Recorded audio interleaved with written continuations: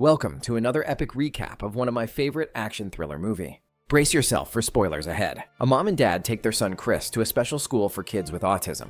They hope to get some help. The dad works in the army, so they move around a lot. The school director offers to let Chris live there, but the dad says no. He explains Chris doesn't need to avoid things that upset him. Chris needs to learn to deal with them, because that's how the real world works. Chris is in a waiting room, saying nurse rhymes to himself. He works on a puzzle. He gets down to the last piece but can't find it.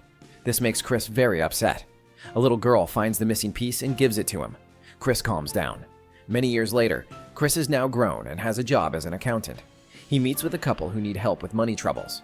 Chris coaches them on ways to file taxes and save money. The couple is very thankful. The husband invites Chris to practice shooting on their property sometime. The head of the U.S. Treasury, a man named King, calls in an analyst named Medina. He praises her work, but asks why she hasn't gotten a better job. She says she likes being an analyst, but he says she's lying. He shows her old arrest records from when she was young. He says it was illegal to lie on her job form. Her records should have stopped her from getting hired. He says she must work on a secret project for him if she wants to keep her job. He shows her pictures of a man called the Accountant, who helps criminals with illegal money. King tells Medina to find out who this man is by the end of the month, or she'll lose her job. Chris goes home and makes dinner, then goes to bed. He turns on flashing lights and loud music. He painfully massages his legs with a wooden stick. He has flashbacks of his mom leaving at Christmas when he was a child. Chris takes his medicine and sleeps. Later, he goes shooting at a client's property. The old man is surprised with Chris' shooting skill. Chris drives to his storage unit where he keeps his expensive and secret items. The storage is filled with valuable collectibles, art, loads of different money, and a huge stash of weapons. He lies down and has a flashback to prison, where his cellmate taught him important skills and set him up handling money for the mafia. Chris wakes up to his ringing phone. A British woman on the phone advises him to get some normal clients because people are getting suspicious. Chris reluctantly agrees to take on a typical client. He meets with new clients who run a company that makes robotic prosthetics. One of their in-house accountants found someone is taking money from their profits. They want to hire Chris to figure out what's happening. Chris agrees to take the job and says he'll start the next morning. Here, Medina looks through the pictures of Chris. She crops a photo and sends it for facial recognition. A dangerous man named Brax is hired to make sure businessmen don't launder money illegally. Brax gets in a man's car in a Swiss parking garage. Before the man can drive away, Brax holds a gun to his head and makes him promise to stop cheating other companies out of money. Brax has to beat up the man, but eventually the man agrees, and Brax leaves. Chris goes to the conference room where he'll be working for the company. He finds a woman sleeping at the table. He tries to wake her up. She apologizes and introduces herself as Dana. She is the one who discovered money was missing. Dana explains the situation to Chris and assumes they'll work together, but Chris tells her he prefers working alone. Dana leaves the room and Chris starts working. Medina gets a call from Homeland Security about the accountant facial recognition request she made earlier. They identified an audio clip of a man begging for his life right before the accountant killed him. They send Medina the audio file. At lunch, Dana sits next to Chris and tries conversation. Chris does his best to socialize, but struggles. Dana talks about her father, who inspired her to become an accountant. Chris goes back to the conference room and starts calculations on the board. Eventually, he covers the entire room with his work until he figures out. Medina listens to the audio file over and over at home. Using technology, she isolates the accountant's voice and makes out him singing a nursery rhyme. Chris shows Dana his work in the conference room. He tells her he's identified money being routed to a fake company. That's where the leak is. One of the company's shareholders interrupts them, asking Chris for results. But he says he doesn't have a final answer yet on who is taking the money. He needs more time before he can say for sure. Brax visits a shareholder of the robotics company at his home late at night. He orders the man to get insulin from the fridge and bring it to the table. Brax says the man must either inject himself with the insulin to make his death look like suicide, so his wife gets the insurance money, or he can fight back and Brax will kill both of them. The man obeys Brax's order and chooses to inject himself. The next day, when Chris arrives at the conference room, he sees a cleaner erasing his work from the windows. He tells them to stop. The company owner comes in and explains that his close friend, a major shareholder, killed himself last night because he felt guilty for stealing company money. The owner wants Chris to stop investigating the case. Chris is very upset he didn't get to finish his work. Chris goes home and has an intense session hitting his shins with a wooden rod and flashing lights while listening to loud music.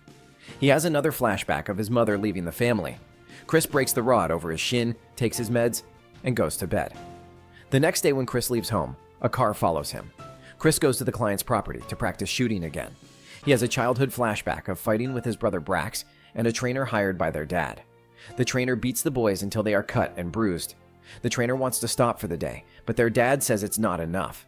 He makes the boys keep fighting, while Chris is practicing shooting outside. Inside the house, two thugs hold the couple hostage. They force the wife to go call Chris. A thug escorts her to the door, but Chris shoots him from the yard.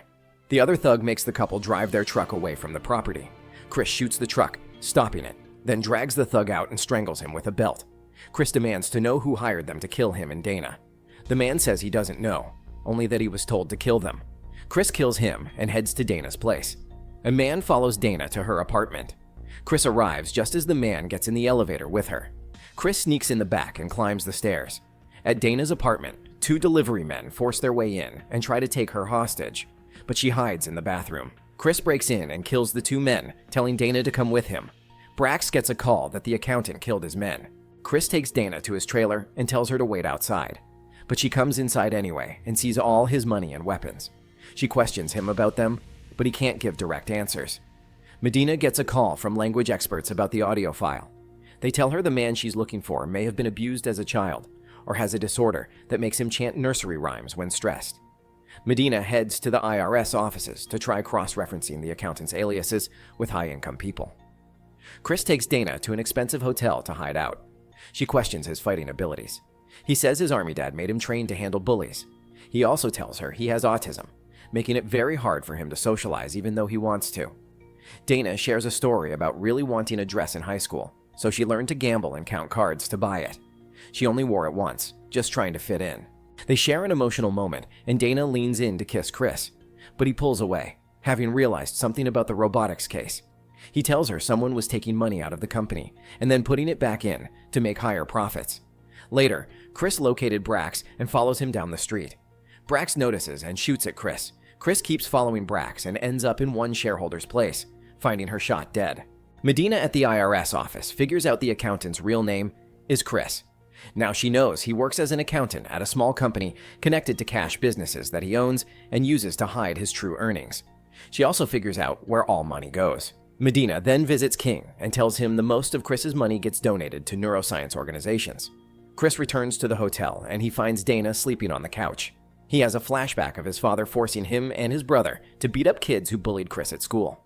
Chris decides it's too dangerous for Dana to be with him, so he packs up and leaves. Here, King and Medina are searching through Chris's house. They find many untraceable weapons and an advanced security system. Brax also installed security cameras at his home in case Chris comes after him.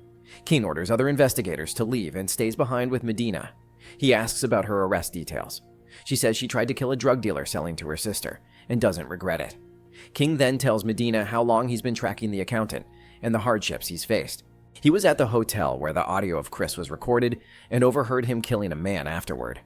Chris held King at gunpoint, asking if he was a good father. When King said yes, Chris let him go. King took this as a sign to quit, but then got a call from a woman with tips about a deal going through, so he stayed using her as an informant. King also told her he interviewed Chris's imprisoned cellmate, an informant who helped criminals managing their money. After his release, his old employers tortured and killed him. A guard told Chris about his cellmate's death. Chris later escaped the prison to attend his mom's funeral, but when asked to leave, he got raged. A security officer shot at Chris, but his dad took the bullet and died. Medina asks why King is telling her this. He wants her to answer for the British woman when he retires. In the meanwhile, the phone rings, and Medina answers. It's the British woman with a tip about the robotics company.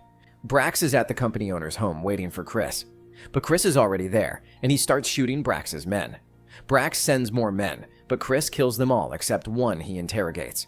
Watching all this through the cameras, Brax tries to reach his men but fails. Chris, with some injuries, manages to kill most of the men before entering the building. While watching Chris through the security cameras, Brax recognizes Chris as his brother and orders his men to stand down.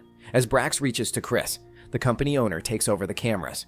At first, Brax is furious at Chris for losing contact and going to their mom's funeral without him. Brax blames Chris for their father's death and hits him to release anger. Then Chris takes control, holding Brax at gunpoint. The brothers make up. The confused company owner enters, and he is upset with Brax that he hasn't dealt with Chris. Chris shoots the owner and continues talking with Brax. Before leaving, Chris promises to meet up with his brother in a week. Another couple visits the neuroscience center about their son with autism. Their son wanders into a room and finds Justine, the director's nonverbal daughter. She is the same little girl who helped Chris with a puzzle as a child. The director explains Justine uses an advanced laptop to communicate. When she demonstrates it, the voice is the same British woman working with Chris. Dana returns to her apartment and receives a delivery. Opening it, she finds a classic painting concealing something underneath. She rips off the outer canvas, revealing an expensive painting she recognizes from Chris's trailer. And that's how this movie ends. What are your thoughts about this movie? Let us know in the comments.